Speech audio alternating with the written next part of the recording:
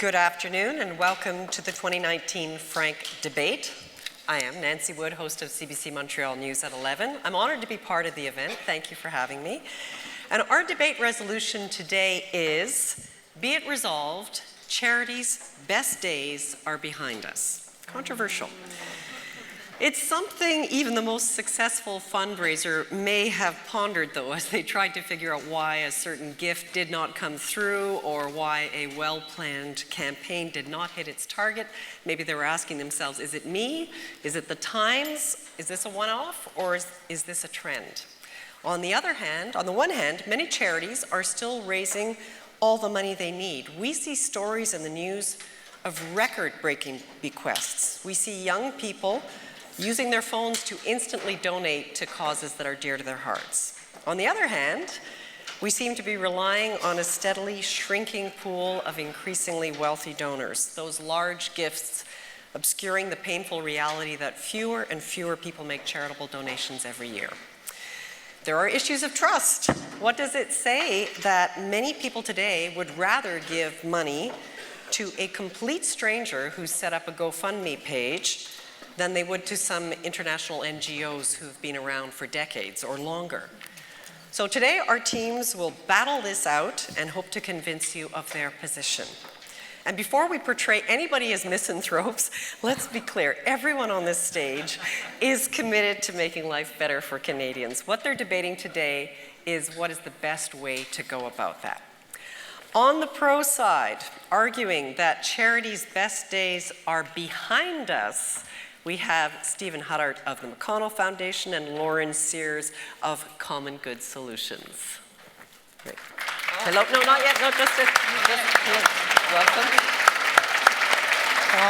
And arguing against the resolution and saying that charities still have some good days ahead are Susan Manwaring of Miller Thomson and Bob Wyatt of the Muttart Foundation.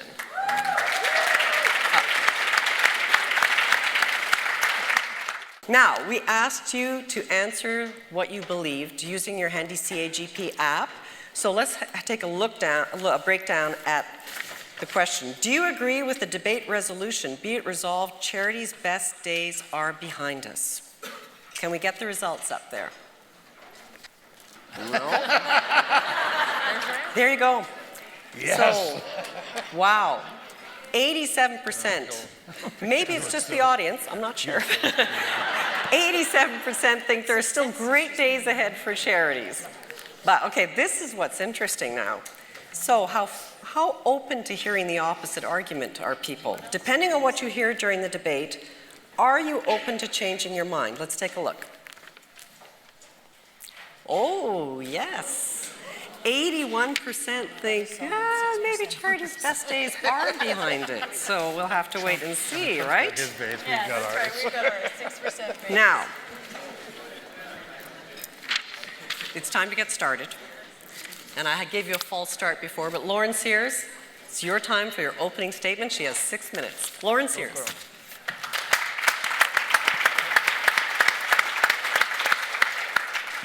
Thank you, everyone, for that warm welcome. In 1996, Richard Barrett, an internationally recognized thought leader on the evolution of human values in business and society, began developing an extension of Maslow's hierarchy of needs called the 7 levels. Now, what he started to measure was not only the psychological development of humans over time, but what our consciousness looks like on the other side of that. Barrett has mapped many generations since, and typically at level 5, in terms of psychological development, we're in our 40s, late 40s or 50s. And what that translates to in level 5 of consciousness is the thought about giving back to community. And so that trend has stayed true until the millennial generation. Surprise, surprise, we're here to surprise you again. So while we're at the 3rd level of psychological development, we're thinking about differentiating ourselves from our peers and trying to find our way in the world. We're already functioning at a level of consciousness at level 5. We're right there with you. We want to give back to community right now. So one would think that if millennials already want to give back to their communities, charities would be the first place they'd flock. But our reality is not the same reality of generations before us. We're not necessarily on a path to a secure job. Buying a house with that white picket fence is maybe really far down the road. And retiring at 55 with a pension and lots of cash in our pockets is becoming further and further away. It's expected that we graduate from university and find our first job. But when we find that entry-level position, we need 3 to 5 years experience to get it. And so we take what we can get, often not in our field of study, and wait until we can find the next real job. And then we get a call from our universities asking for a donation. Well, unfortunately, Canadian students collectively owe over $20 billion to provincial and federal governments in student loans. And even worse, our debt to disposable income ratio in Canada in 2017 for students was 171%. It's no wonder we're unable to give our money to charity. And on top of that, our participation in the charitable sector as the labor force is challenging, since historically, full-time employees are paid less than market rates. There's a lack of job security at times due to irregular funding or project funding, limited opportunities for advancement, and a lot of overtime hours go unpaid. Recruitment and retention must be a nightmare for charities, let alone succession planning. And what's more, we are the generation that has access to just about any piece of information that we want at the touch of our fingertips. And so the systems that we haven't questioned, all that ugliness, all those decisions that have been made behind closed doors, those doors are now windows. You've seen it in just about every sector, whether it be government, big business, and charities are not exempt. A quarter of the donors that give to the charitable sector cite that the most common reason for not donating more to that charity is that that charity was unable to explain to their satisfaction how and where those dollars are spent. There's too much money spent on fundraising. And what is the real impact that you're having on the causes or communities you claim to address? I would argue that these same reasons also prevent new donors from entering the charitable sector. And while charities do an amazing job helping people that are experiencing issues, you've got to ask yourself, are we addressing symptoms or are we addressing root causes? If you think about a charity that helps folks experiencing homelessness, the money that they receive is going to be given for services. They're going to procure cots, perhaps a roof for someone's head for a night, food, toothbrushes, those kinds of things, not necessarily to address the root causes that cause homelessness in the first place. But what I find most interesting about the charitable sector, endowment funds and foundations, is that billions of dollars are controlled and tied up by these organizations. And so are these dollars being spent where those experiencing the problem know where those dollars should go? Or is this yet another model that allows those with the most power and wealth in our society to determine what priorities are most important to those that have much less? And so in my experience, me and my peers are looking for something more. We're looking for a new model because we are so ready to create change in our world today, but we want to be compensated fairly for it. We want to have balance in our lives, but we want to do it now. We don't want to do it later because later, again, we might not have that money in our pockets. In Sean Loney's new book, The Beautiful Bailout, he talks about the era of problem solving that is rapidly approaching and upon us. And he compares it to disruptive technologies in the tech sector, like Airbnb and Uber, who over time have used the emergence of a few different situations to coalesce into their very large takeover of their sectors. And in the case of those two entities, that would include touchscreen technology, cloud computing, and the sharing economy model. And in the case of social innovation, there are 5 factors that are presently converging that could create an emergence and a huge acceleration of social innovation as we know it. And those 5 are as follows. The first being social enterprise as an incredibly disruptive business model. People are procuring the same goods and services that they've always needed, yet getting more tangible community benefit on the other end, including employment for those that have been marginalized, just as one example. The second is social procurement. Governments and socially minded corporations are looking to get more value for every dollar they spend without spending more. They're purchasing from social enterprises or other entities that want to create more change in their communities. So they're redirecting where it's spent and getting better return for their dollar. Impact investment is the third. Even large entities like BlackRock Investments came out publicly last year. They have a $3 or $6 trillion portfolio to say, if your business does not do more than make profit, don't come knocking on our door. Impact measurement is the fourth. How many people are accessing our services? That's not a good enough answer anymore. We need to know what those downstream outcomes are. And once we can have a more holistic picture of what that means, the fifth is outcomes purchasing. Governments and large institutions are going to want to buy that downstream value by investing upfront. And so it's not to say that donations or the work that charities have done is meaningless. It's been incredibly important, but you've got to ask yourself, what have you changed? Thank you.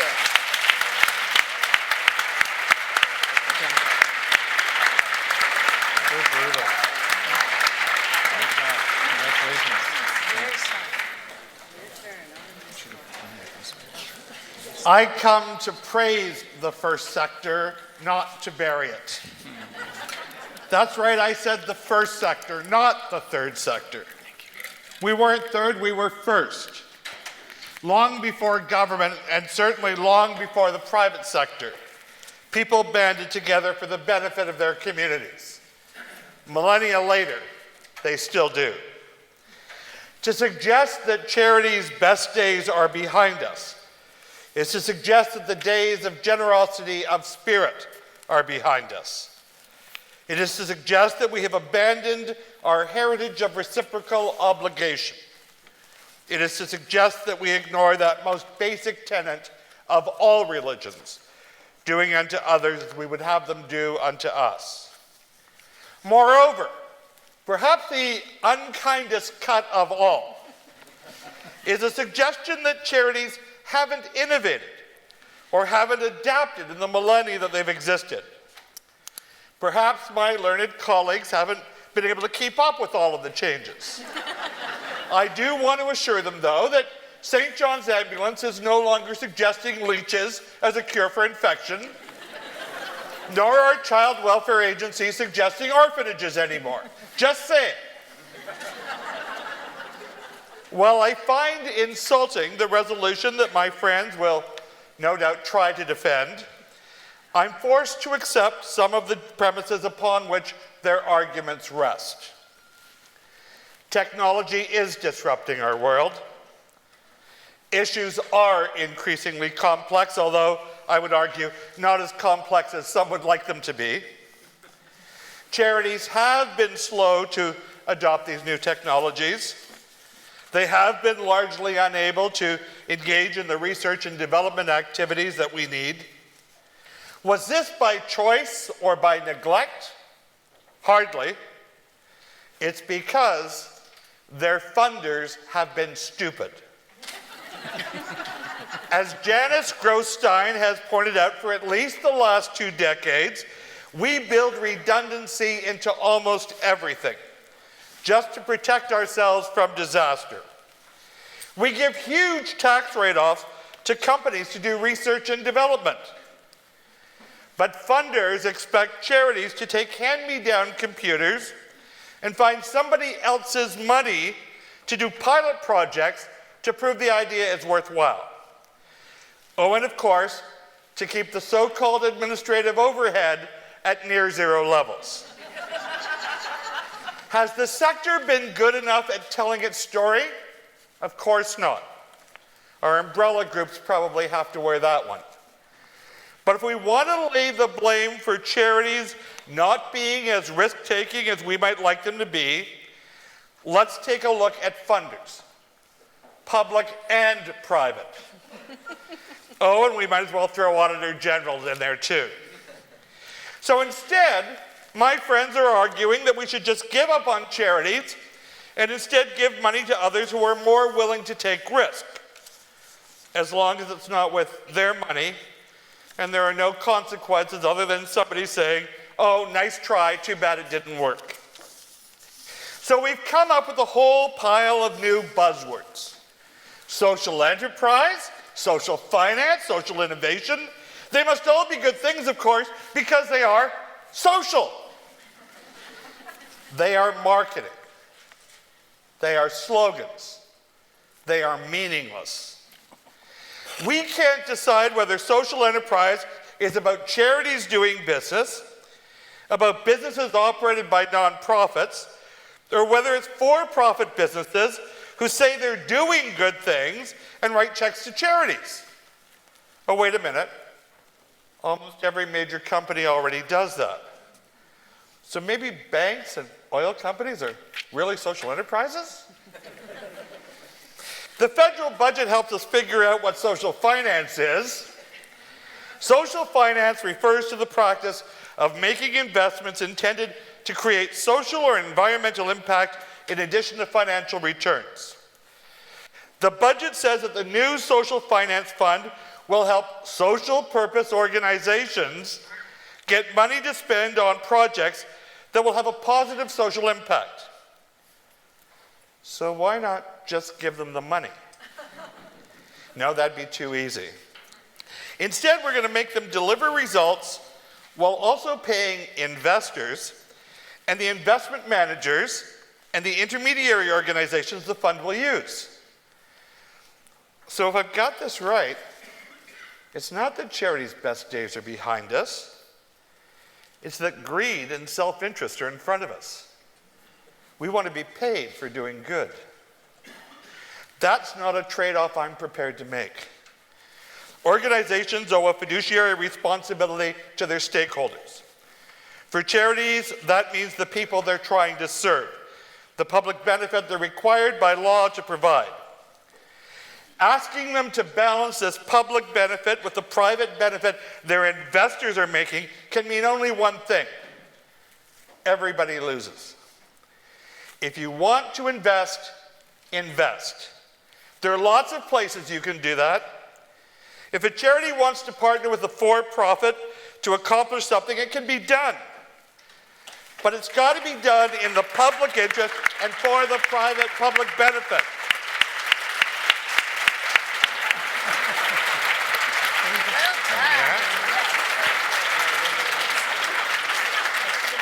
All right, give me your best shot. Thank you very much. Very happy to be here. Thanks to CAGP for organizing this event. First, a few hard facts. The Fraser Institute reports that barely 1/5 of tax filers reported donating to a charity in 2016, a drop of almost 20% from a decade earlier. Imagine Canada reports that between 2007 and 2014, total donations have essentially flattened. To understand why the number of donors is declining but the total amount raised has not yet, it's helpful to look at StatsCan data that show that the demographic giving the most by far is people 55 and over. Generations subsequent to that, there's a significant drop, and we heard from Lauren about why that's the case. Now, according to an Ipsos Reid study, in the 1950s, 2/3 of us attended weekly religious services, whereas in 2013, it was just 13%. The church-going population is aging. The buildings are nearly empty, and so are the collection plates where we used to donate money for overseas and local charities. Now, nearly half of all 88,000 charities in Canada are churches. You see the picture. So if charity is grounded in faith, that if I donate to this cause, something good will happen, it also stems from compassion and empathy. Now, a University of Michigan's review of 94 separate studies showed that between 1988 and 2011, as the internet grew, empathy scores among undergraduates declined 40%. Should we be surprised that fewer of them are donating and volunteering? That's also not to speak of the economic realities that Lauren spoke about. But not only is charity declining in absolute terms, it's also declining in relative importance. And I want to argue that that's a good thing, because we're living in a time when the scale of our challenges and the speed at which change must be implemented go well beyond what charity can deliver. Let's take two examples: reconciliation with Indigenous peoples and climate change. In her landmark 2003 study, Cindy Blackstock found only 7 instances of charities helping on-reserve children and families in all of Canada. After a century and a half of genocidal actions led by government and churches with residential schools, you might expect that charities would be rushing to make amends. Well, a study published by the Circle on Philanthropy and Aboriginal Peoples found that in 2011, just 1.6% of charitable giving went to Indigenous-focused work. 2 years later, that percentage had dropped to 1.4%. Government is doing more, of course, and Indigenous people are asserting their rights, which is not waiting for charity to do it for them. Tim Broadhead, my predecessor at McConnell, once said that environmental charities would approach the foundation pretending to have the solution to climate change, and we would pretend to believe them. With the greatest respect to Canada's ENGOs and to the people who support them, the change we need now will only occur when government and the private sector and charities, all of us, are fully on board. Otherwise, it's not just charities' best days that will be behind us, it's everyone's.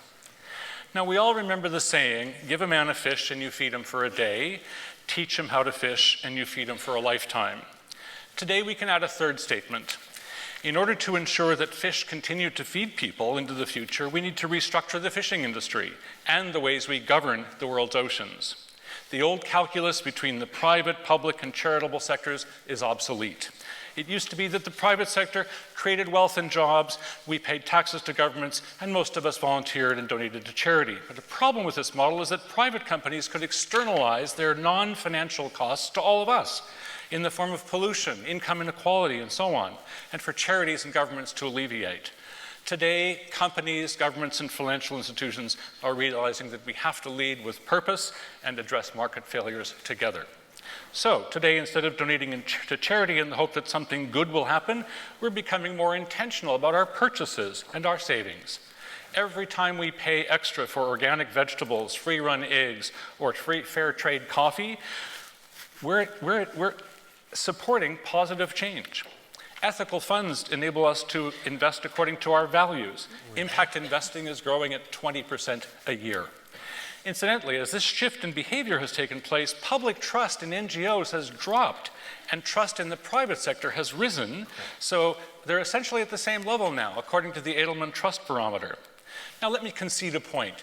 Charity is good, but a regenerative economy that supports a healthy environment and in which handouts aren't necessary for people to access basics like housing, education, and healthcare is vastly better.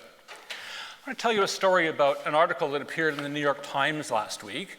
Last Thursday, David Brooks wrote a column about the Tamarack Institute's Vibrant Communities program, which began 15 years ago and where business, governments, citizens, and not-for-profits came together to address poverty. That work continued, began in 6 cities, continued to where today it's in 344. It's led by the business sector, it's led by governments, and yes, not-for-profits are there, but it's about putting in minimum wage requirements, changing transit, making transit easier to use, and ensuring that daycare is available to workers. Those are public policy innovations and economic decisions that only the private sector can make.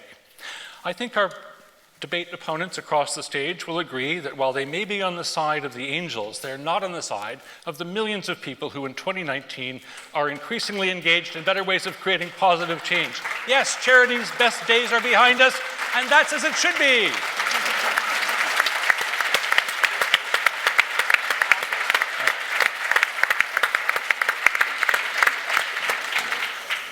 Wow. So I'm here to say, of course, that charity's best days are not behind us, but rather they're ahead. So I think I had to start with that, given how Stephen ended. Why do I say this? Think Mothers Against Drunk Driving. The fact that people have really dropped their habit of smoking to a large extent. That Sudbury is no longer suffering through acid rain. Legal Education Action Fund was able to take forward many cases and improve the rights of many in Canada. The Pride movement, the environment and climate change, and even organ donation. We heard about this yesterday. Senator Mercer said that in Nova Scotia, 40 years ago, when he was executive director of the Kidney Foundation, Nova Scotia became the first province to hand out organ donor cards. What he didn't do is finish the story of the legacy he left there, because Nova Scotia last week was the first province to legislate an opt-out organ donor program in Canada. So not only did he do it 40 years ago, it was happening today. So it's my belief that these movements and changes would never have taken hold without charity as we know it.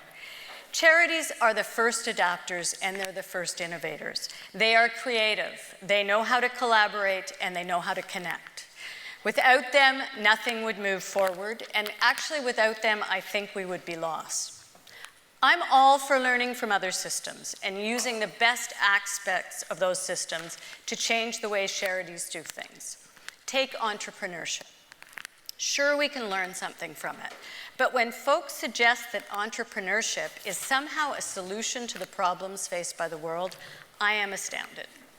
Capitalism at its core, and this isn't a judgment, I just think it's reality, is activity owned by private owners whose sole motivation is profit for themselves.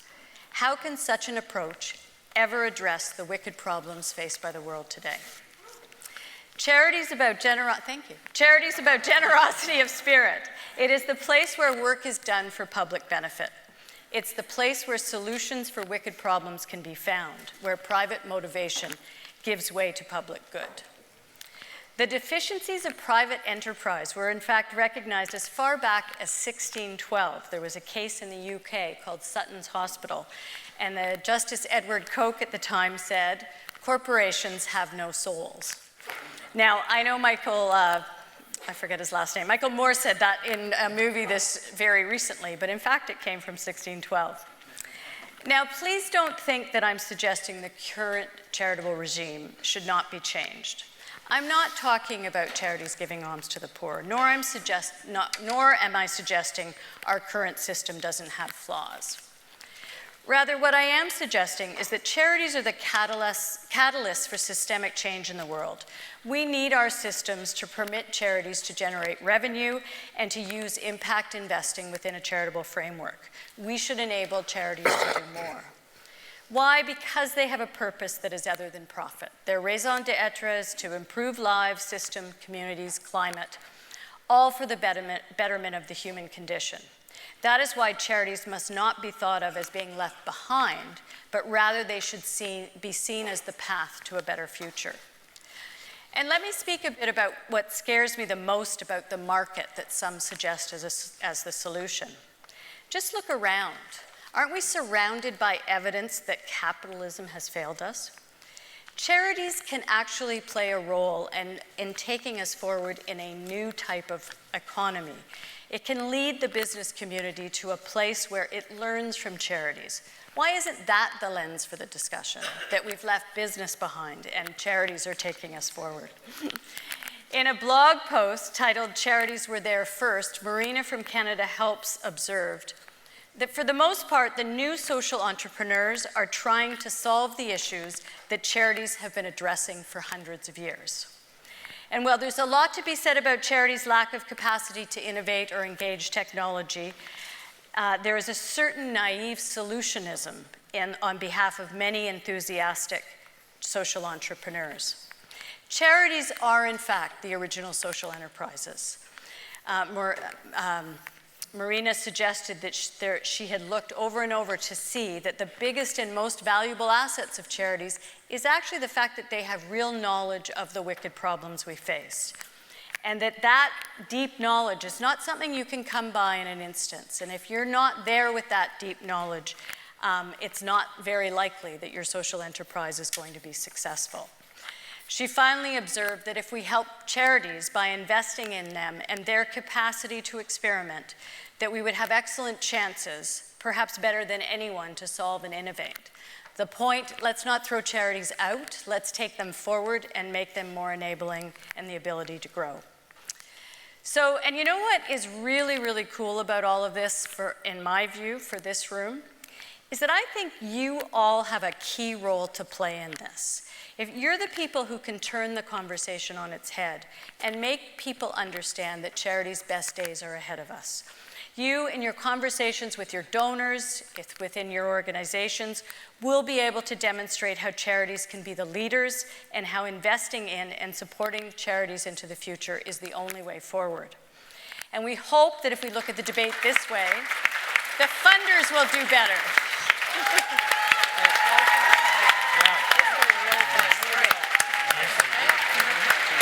So,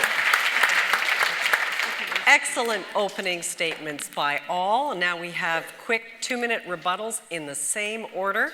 So, actually, you're right, 3 minutes? Yeah, 3 minutes. 3 minutes, yes, because I know everyone's timed on the side. So, Lauren, go ahead. Round two, here we go. I want to start with a little story, an example from the New York City Easter Parade in 1900. There were 1,000 horses in that parade and one car. 13 years later, there were 1,000 cars and one horse. And when you asked Henry Ford if he had to ask people what they would have wanted, they would have asked for faster horses. So if you ask nonprofits what they need today, I'm sure it would sound something like, "Please, sir, can I have some more funding?" And I absolutely agree that funders have been lacking in spending in poor places, but how can we move forward? And I want to be agnostic about the social enterprise models that we're talking about. And maybe we don't agree on one structure, but the beauty of social enterprise is that it applies to a wide spectrum of different entities. Charities use social enterprises, nonprofits use social enterprises, and now we're having an emergence of for-profit social enterprises, both as a social purpose business, but also in a model called a community contribution company or community interest company. That model in particular sparks my interest and many of my peers, and has been embedded in Scotland for about 15 years at this point. In Scotland, community interest companies are legally required to reinvest 65% of their profits back into their missions. That extra little bit can go to their shareholders, but majority of that goes back to fund their missions. That's a self-sustaining cycle. Funding might not be at the end of the day. So when you talk about charities using a social enterprise model to help fund their own entity, can you tell me that social enterprise is the poor way to go? Thank you for supporting my point. And I'd like to reflect back to, you're talking about good intentions and being whole and using capitalism. Capitalism is inherently bad. I've heard that argument a lot too. So if what you're suggesting is that we don't have a different model for which entrepreneurs can enter into and feel like they can do more good in the world, I think you're really hedging your bets on assuming that a lot of people are just going to feel good about it and donate the rest of their profits back when, you know, they've made enough money. How can you sit there and say that having an opportunity to not only support ourselves but also support others through our models is not positive? What you said is that everyone uses them, and what we're using is a market solution to help solve a social problem. So if we can start embedding social enterprise into our Canadian government, the way that social enterprise has grown in Scotland, what's happened in the last 4 years is that Scotland has grown from 52 social enterprises to 5,600. Every time you turn around, I was in Edinburgh in October for the Social Enterprise World Forum. There are social enterprises everywhere. Those cycles are helping turn around the most wicked problems in Scotland, and the government is only looking to do more. They've actually come overseas to help work with the Canadian federal government to start rolling out a social enterprise or a social innovation social finance fund that I think in future is really going to have a big impact on what we're looking to do. And those funds will be accessible not only to for-profit entities, they're going to be accessible to everybody else. And so if you have great ideas, they're going to be funded.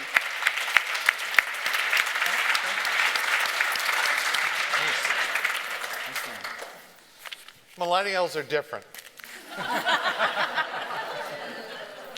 Way back in the last century, my parents said teenagers are different. Way back in the last century, I said you couldn't trust anybody over 30. And then a couple of years ago, I got to 30. People change.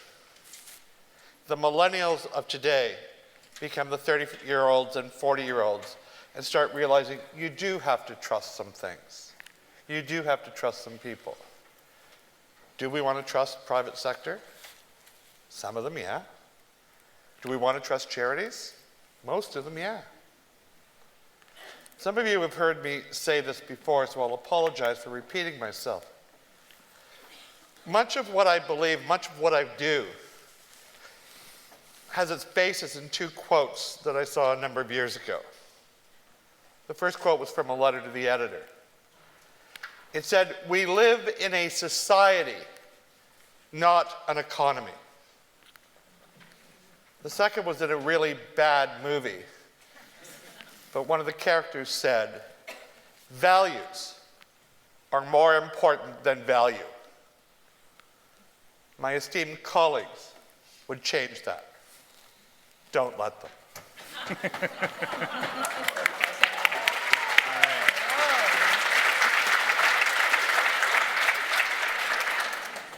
I wish it were otherwise, but the fact is we're living in an era that is qualitatively and quantitatively different than anything we've faced for millennia.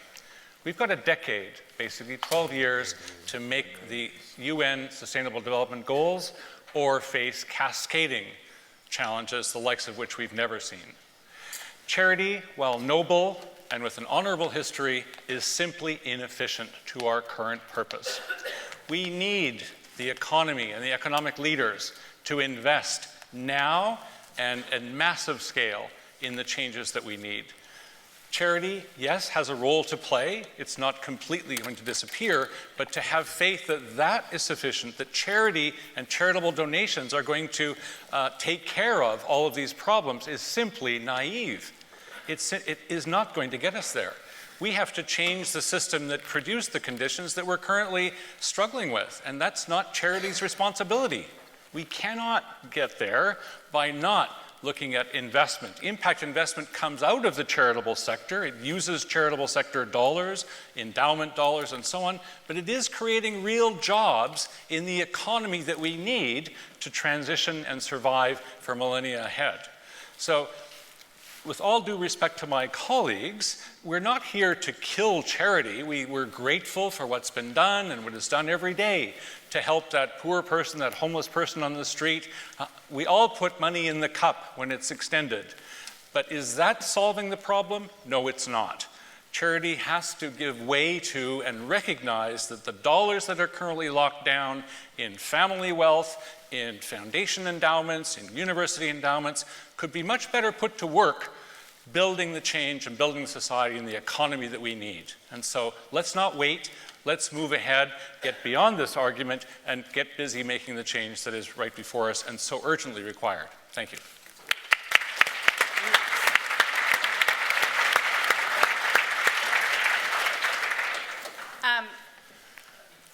Not to quote from my friend, but I wish it were otherwise, but I think every generation thinks that they live in a faster changing, different time than the ones before it, and that things need to change. I know that my grandmother used to talk about how she had done that compared to her parents, and that we have done that against ours. So I don't think that's a reason to say that charity's best days are behind us.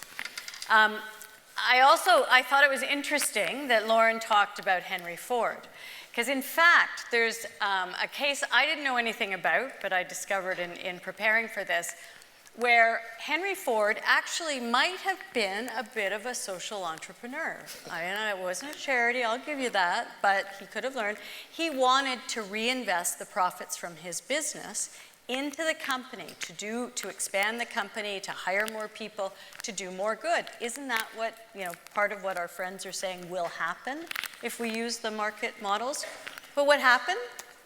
There were shareholders of Ford Company at that time. They were called the Dodge brothers. I guess they were Dodge brothers. They were both Dodge.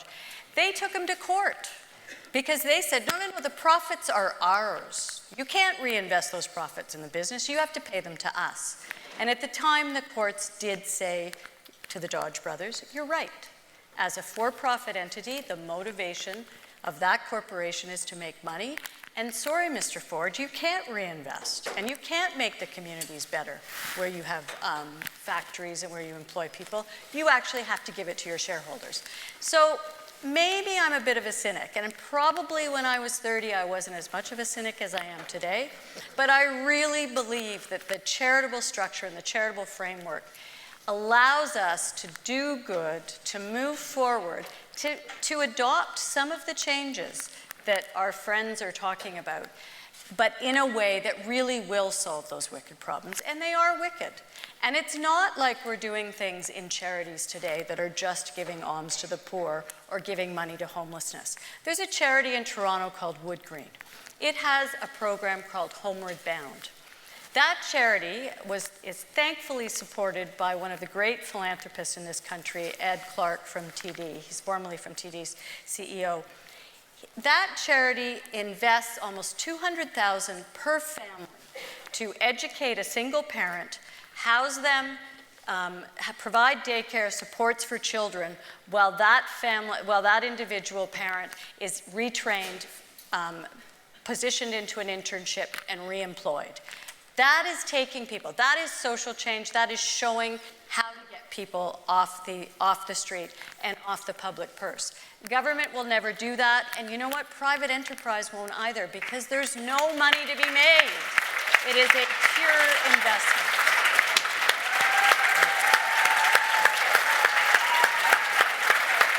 All right,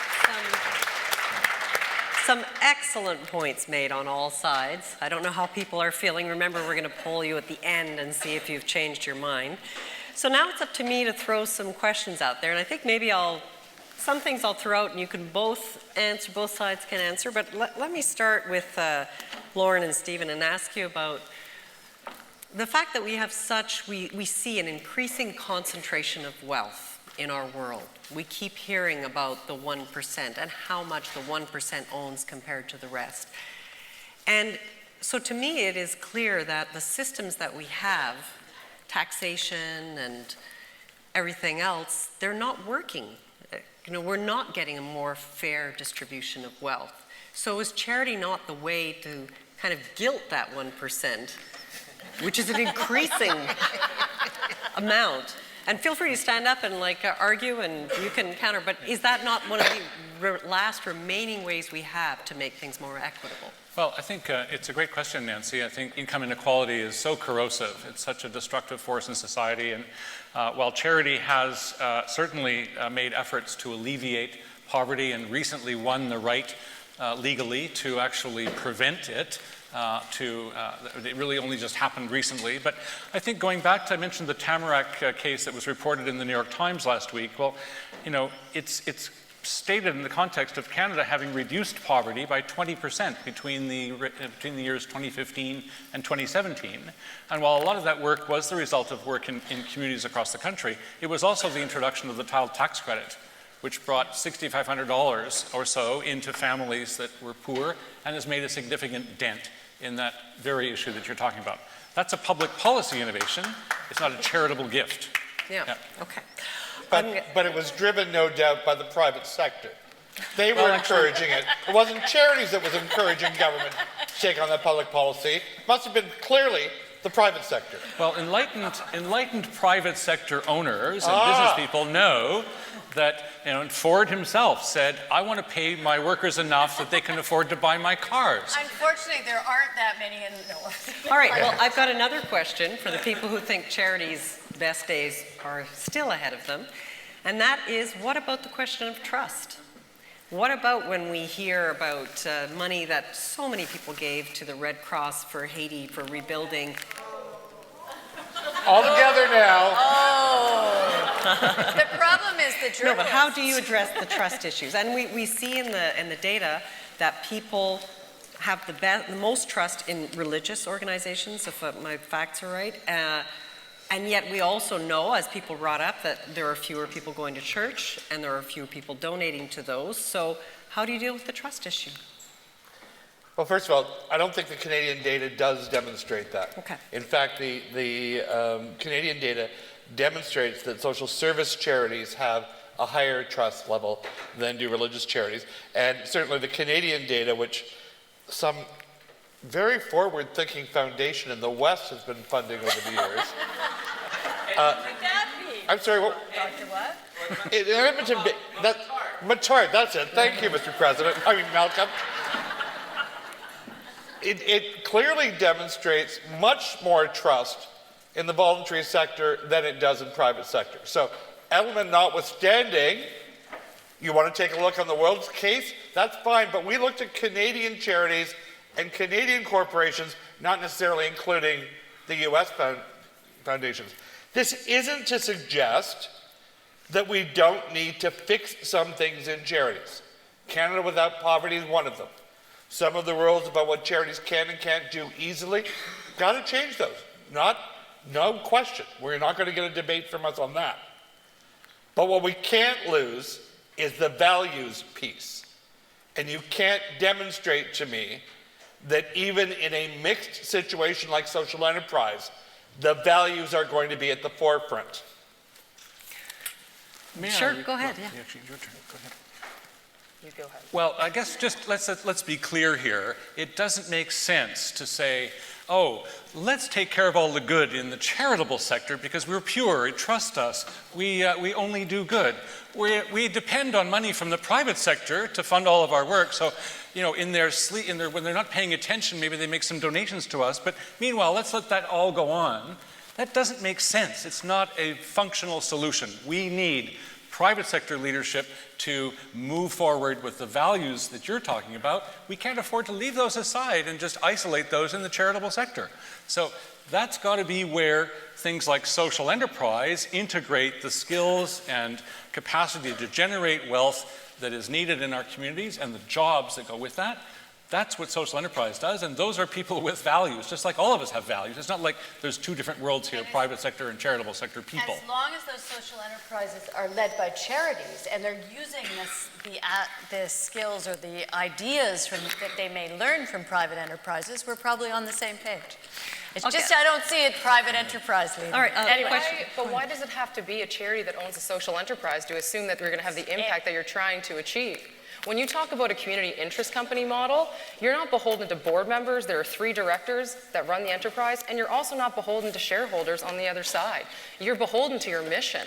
And so that mission statement is recorded as part of your registration, and you are legally mandated to do so.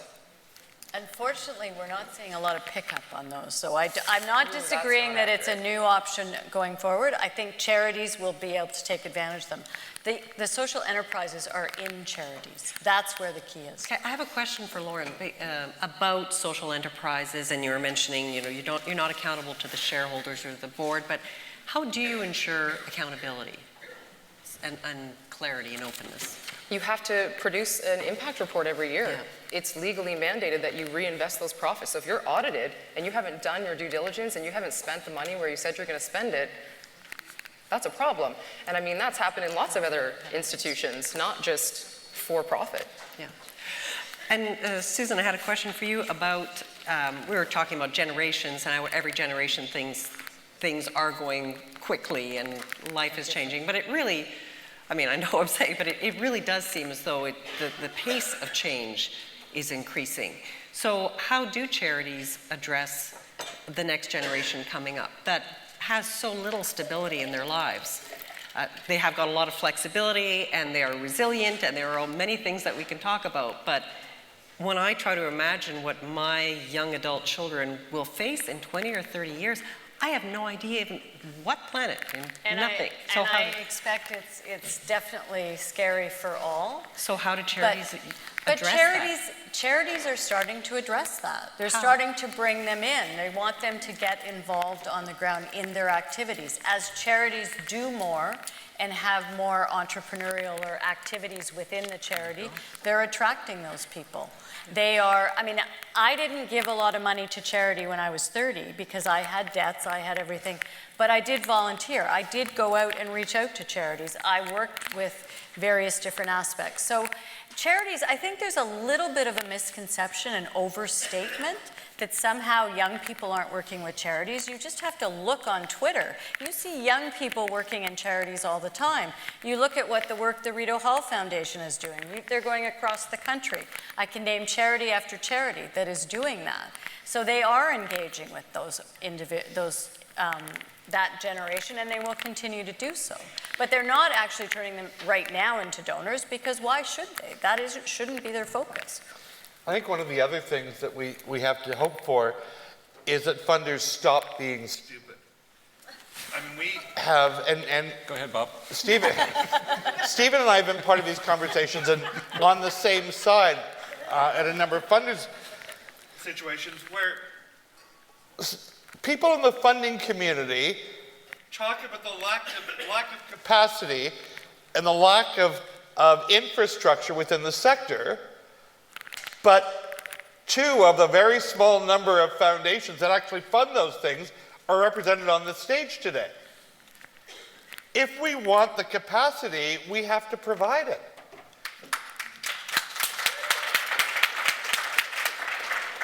All right, I have a question to throw out to all of you, and people have raised it a couple of times, but if the biggest issue we face, and our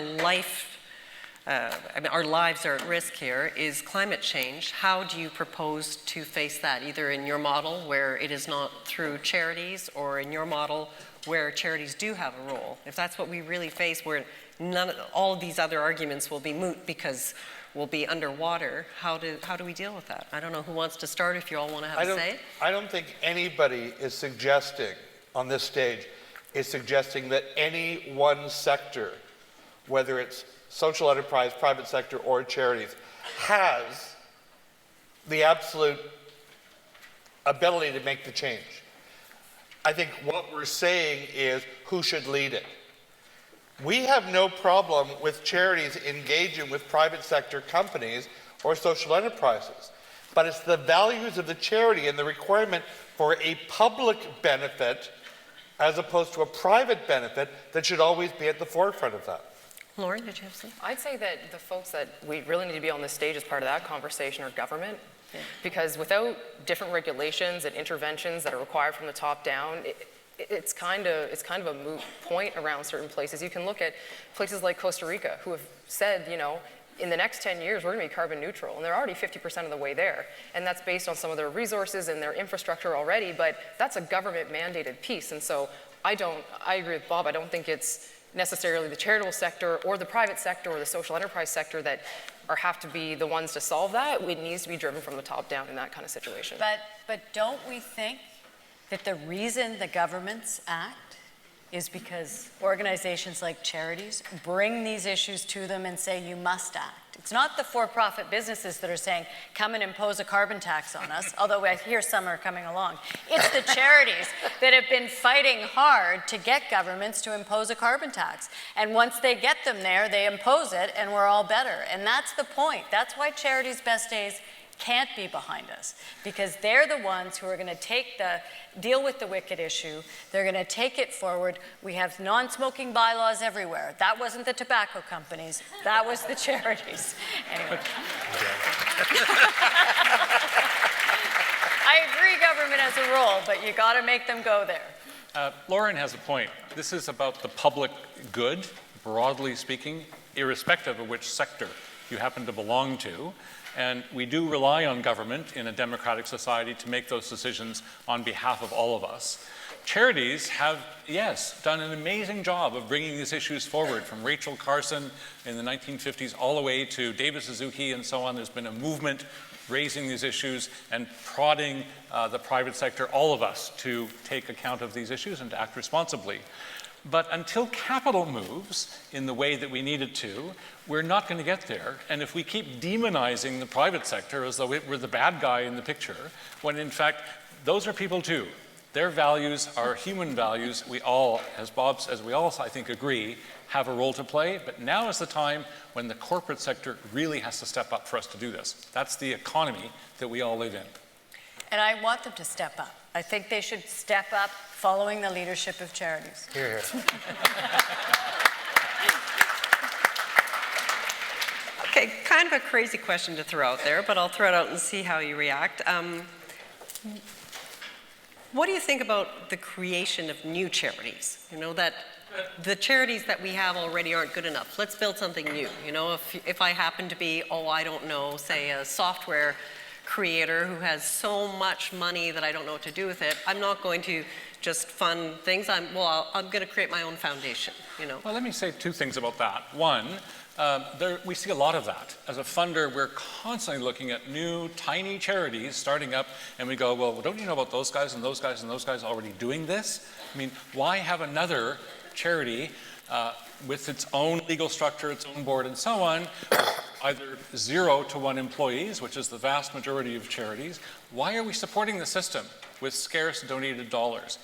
Another thing I would point to is that today, the world's largest workplace-based giving program is not a charity, it's not United Way, it's a private corporation in Calgary called Benevity, which is hoovering up dollars from giant corporations, corporate employees, and which really isn't accountable to anyone except its own private board and ultimately the tax department. And so I think that's an issue where, you know, the landscape for charities has to change, and I don't particularly support the idea that it's turning into the Benevity Corporation, but that is the reality. And I don't think we can depend on charity to provide that kind of leadership when, in fact, we have to move more quickly and more effectively in terms of results and outcomes. Susan, have you any point of view? I mean, that people seem to feel the need to build a new charity.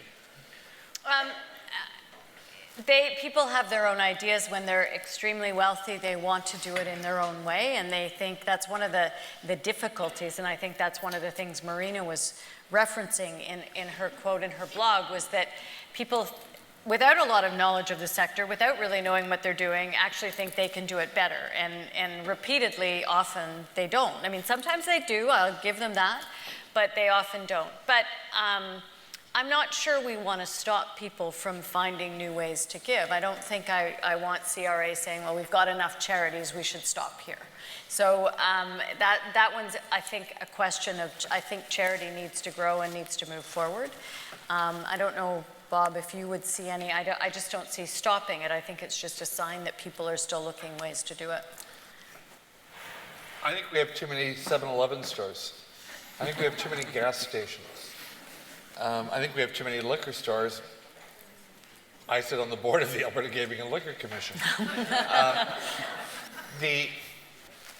We allow them because we can't stop them.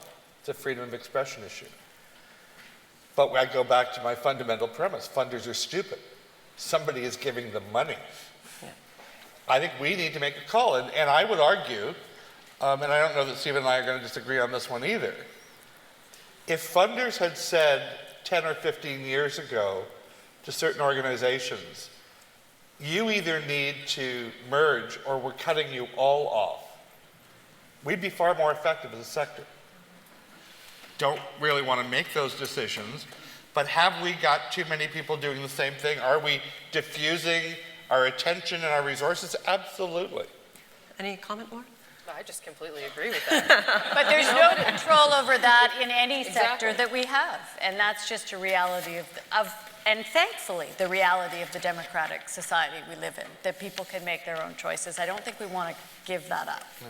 I think as we're seeing, though, a lot of donors are making a choice to invest or purchase rather than donate. And a lot of young people are choosing to work in social enterprises, to have careers with meaning, rather than either work for minimal wages in charities or operate on the principle that they're going to make all their money and by the time they're 50 or 60, start giving back. Why is it that they're only making minimum wage in charities? They're making minimum wage Because, everywhere. let's all together now, funders are stupid. All right, it is time for us to move on to the closing statements. That is 2 minutes. And we will start in this, we're going to go in this order: Susan, Stephen, Bob, and then Lauren. So Susan, your closing statement, please. So I'm not sure how much I have to say. I think you've heard a lot of the arguments around why I think that this notion that charities' best days are behind us is wrong. You know, I come back to what I started with. Think of the movements, think of the changes that have been made in our time on the earth that have actually been instigated and innovated by charities. Sure enough, capital comes in. I mean, I didn't mention it, but just think about in the health area. I mean, that research, that work that goes on is driven by charities doing it, going down the wrong path, finding, okay, that's not the solution to cancer. Let's go over here. I've talked to the CEO of CFAR, the Canadian Institute for Advanced Research. They do incredible work around research with charities, with government money, with private money, with donations. But if it wasn't for the fact it's charity, you wouldn't be able to fail as often as they do to get to the success. And it's so important that we retain that. And it's only through, you know, we've seen ourselves come through movements, but we still have many issues to deal with, the Indigenous ones, reconciliation. We need to move that needle forward. We need more involvement of all parts of Canada, but charities will be there, and they will be taking a lead role, and they have been there. And I think it's really important that they continue to use their value-based propositions to be the game changers. And they will eventually, the work that's going on in Africa today, the idea of funding people to build capacity and be sustainable, it's all driving through charities. So we're here to stay.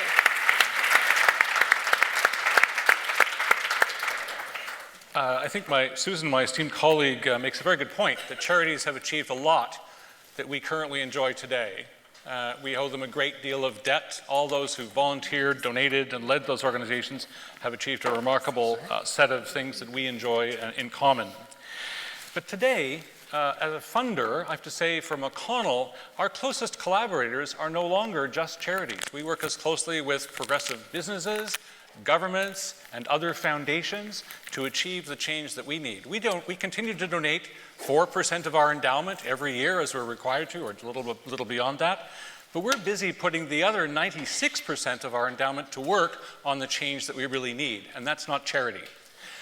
I would say to Bob that, yes, let's stop being stupid. Let's start using all of our resources. Let's not rely on charitable donations to get it done when we have assets that are far greater. And you have assets or have access to them that are far greater than what is currently being put into the charitable sector. We have to hope that charity's best days are behind us because the solutions lie in the public sector, in the private sector, and the community sector coming together to address our challenges. And that isn't to say, let's put charity on top and put all the values conversations there. Thank you.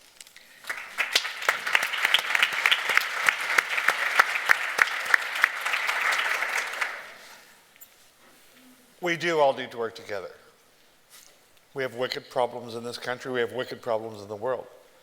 We all need to be working together to resolve them. The question is, in whose interest? Community interest corporations were created because of stupid rules that limited what charities can do. If you take off the related business activities rules from charities, there's no need for community interest corporations anymore. Let charities run the businesses. If you want to invest our endowments, and we do like you, I can also lend money to charities. We want to talk about an area that has little access to capital. Let's talk about charities.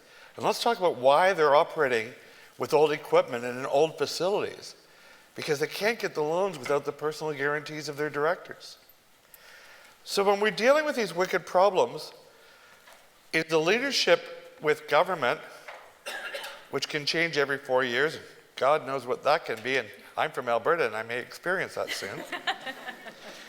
Are we going to give it to people who by law must have as their first and only interest their shareholders? Or are we going to give it to people who for millennia have demonstrated their first priority is making our communities better places? For me, the choice is pretty simple.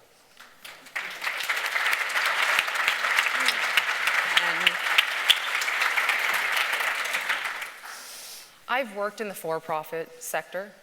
I've worked in the nonprofit sector. And the only thing that made sense in my mind was a hybrid model of social enterprise. In the last 2.5 years that I've worked in this sector, I've spoken to no fewer personally than 250 students that are looking to leave university and find meaningful careers tomorrow, not 10, 20, 30 years into the future, and they certainly aren't talking to me about charities. What gets them so excited is about combining their values with entrepreneurship. Social enterprise or socially conscious business is not a buzzword. It's not a trend that's going to die. It's a trend that's about to explode. And so in that way, I look at charities and I question that succession plan. I really do. Because at the end of the day, the ultimate survival of a charity is going to depend on who they're passing the torch to. If there's no one behind them to receive that torch, where are we going in future? Thank you.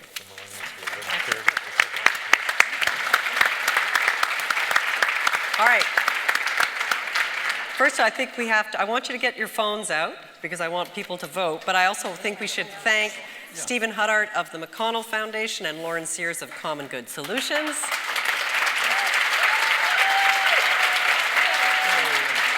And Susan Manwaring of Miller Thomson and Bob Wyatt of the Muttart Foundation.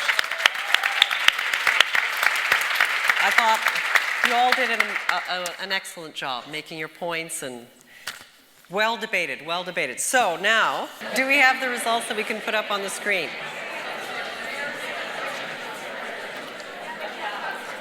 All right, so. Oh, wow. Yeah. Oh my God! 13 to 29. How did we do that? Congratulations. We were so far ahead. I knew that was good. Okay, by my calculation, And I'm sure there are people who are better with numbers. But our original answer was 13% said yes, Yeah. right? So you guys convinced And 87% said no. So by my calculation, and I am a journalist, which means I'm not good with math, each side changed by 16%, right? Yeah. So we have a tie. Thank you, Nancy.